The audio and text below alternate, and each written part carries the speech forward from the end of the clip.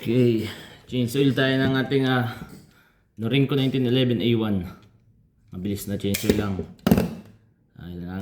Nangangalati na tayo ng ganban na almost 6 months din pala, 6 months. Save po tayo, check lang natin. Marami ng gas-gas, nakasera ko to. Marami ng gas-gas. Tsaka ito. Pero okay lang. Lagi natin to ginagamit. Hindi naman ito nakatago lang. So, tiyan lang natin. Balik muna natin mabilis. Change oil na mabilis lang. Hindi cleaning yung gagawin natin. Ano lang. Palit lang tayo ng langis kasi oil spill itong gamit natin. Kaya kailangan mas okay kung lagi itong sa oil. Babad sa oil. Kasi makakita ninyo yung labas niya. Yun na. Okay. Yan tayo na.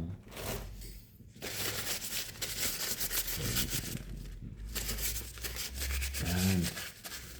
Naka-customize to. Norinco A1 lang to. Naka-customize lang kaya kung makita ninyo mukha siyang TAC Ultra. Pero Norinco 1911 to na A1. Ngayon lang natin yung mga lumang oil kasi madalas din natin itong dinadry fire kaya kailangan talagang lubricated to lagi.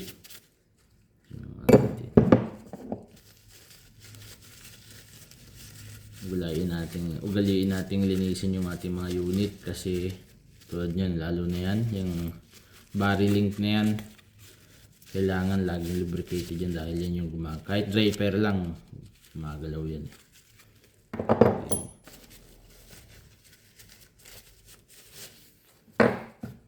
Palit lang tayo ng langis. Yan, mabilis lang. Ang ating spring. Stuck na nga pala itong binalik kong string kasi yung ko, masyadong lumambot na. Yung ginagamit ko. Na 12 pounds ba yun? Okay. Ayan, okay na.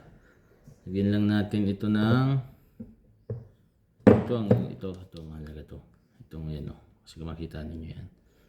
Gamit natin itong ating mahiwagang gun oil.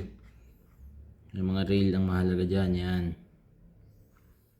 Lagyan lang natin yan. Huwag naman natin masyadong lamusin kasi magtutulo yan sa mga parts. Tapos itong barrel link. Yan, mahalaga yan. Yan ang mga nilalagyan. Yan. Tapos lagyan natin dito. Ito rin pala. Yung ganyang nagdadaanan ng yan, kasi dyan yan gumagalaw. Yan ang mahalaga. Ito kahit di na to. Kasi tumutulo naman dyan yung langis Okay. Tayo. Tapos ito. Lagyan din natin dito ng meron na pala to. Hindi na pala to. Ito pala. Lagyan natin ito ng konti. Hindi lang. Kailangan yan. Masyado marami. Balikin natin. Okay. Ito naman okay na yan kasi maglalangis yan dun sa kanyang barrel link ng kusa kasi nilagyan na natin. Okay. Oops! Sorry. Mali pala. Kalimutan kong ilagay yung stabilizer natin.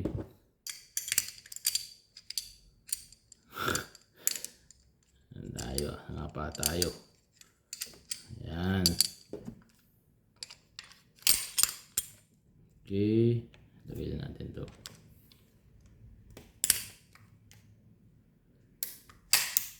Ayan. Spring natin. Bushing. Ayan. Okay. Inis na naman natin. Ito nilalagyan ko rin pala to. Itong kasi may langis din to sa may spring to loob. Yan. Tsaka para hindi siya maganit. yung mag-release. Kasi may spring yan eh. Nilalagyan ko rin yan. Ito sa labas naman, okay. Kakalat mo lang yung mga langis na sobra para hindi siya kalawangin. Kasi all steel to eh. Yung mga madalas na kinakalawang na parts. Yan. Okay pa naman. Okay, wala tayong tissue para hindi madulas. Hindi na madulas yung ating unit.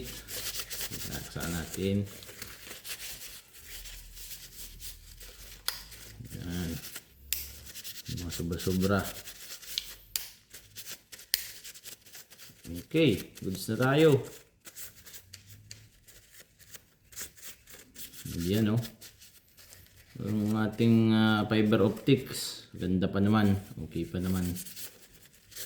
Medyo marami lang talagang gasgas na yung unit natin.